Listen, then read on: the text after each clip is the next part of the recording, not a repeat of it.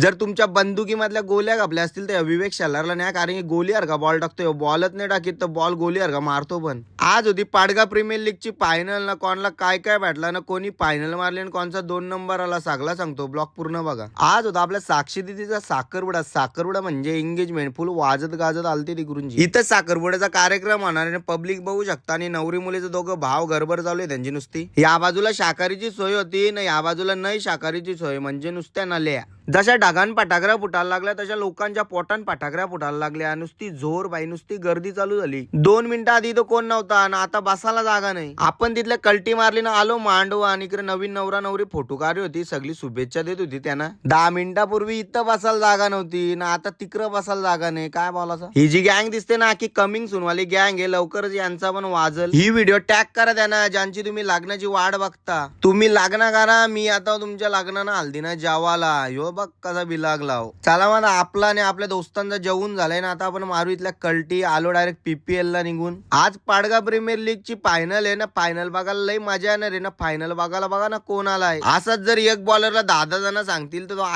ऐकल कोणचा. जर बॉलरने बॉल चांगला टाकला ना, फिल्डरने बॉल हरवलाच नाही तर बॉलर तरी काय करणार आहे. आता डोक्यावर हात देऊन काय होणार आहे का मला सांग. इकडे पोरांना काय कलून आलं काय माहित नाही. बॉमांचं बॉक्सच्या बॉक्स आणलेलं नुसतं पोरापोर चालू होती ना. पोरांना काय मजा आली काय माहित. बाबा लई एन्जॉय करू होती स्पर्धा. यो जो स्टँड आहे तर बादनवाले नावच करून घेतलेलं, कारण की अख्खी इथं मला वाटतं 75% पब्लिक बादांचीच बसलेली. यांचं बॉमांचं पाकिट कधी कपतील ना कधी नाही. पण एक ग्राउंड मध्ये पॅन गेला ना, पॅन कोणचा होता तो शिवम शालारचा. फायनली विवेक शालार ग्राउंड मध्ये आला. विवेक शालार आपल्या पाडगा परिसरामध्येच राहतो, पण आपण त्याची कधी बॅटिंग समोर बघली नव्हती. 4-5 बॉल उकल्यानंतर भाईच्या बॅटीला रागात लागला, एकदाचा मारला छक्का. भाई बॅट अशी घुमवतो तशी काय बॉलरच्या कान फटतच मारतो. यो बॉल भासून टाकला. छक्का मारल्यावर जो बॉल भासतो आणि तो बॉल लगेच ग्राउंड मध्ये खेळायला येतो, ते यांच्या मुलं येतो. हे पडद्यामागचं हिरं, हे वाशेराचं कोहिनूर हिरं. एक दिवशी वाशेरा इकून टाकतील. मी तर जास्त टेनिस क्रिकेट बघत पण नाही आणि खेळत पण नाही, पण विवेक शालारची जेव्हा बॉलिंग बघली ना, तेव्हा स्वतःलाच असं बॅटिंग करताना विचार केला, जर यांनी मला बॉल टाकला तर माझी बॅट पण नाही घुमणार, तर बोल्ड होऊन मोकड होईल. यो दुर्ग्या भाऊ वलग याला. आपल्याला जाम टाइम झाला, आपण फायनल बघायला थांबलो नाही, पण कुरुंची आणि डोल्याची फायनल होती आणि फायनल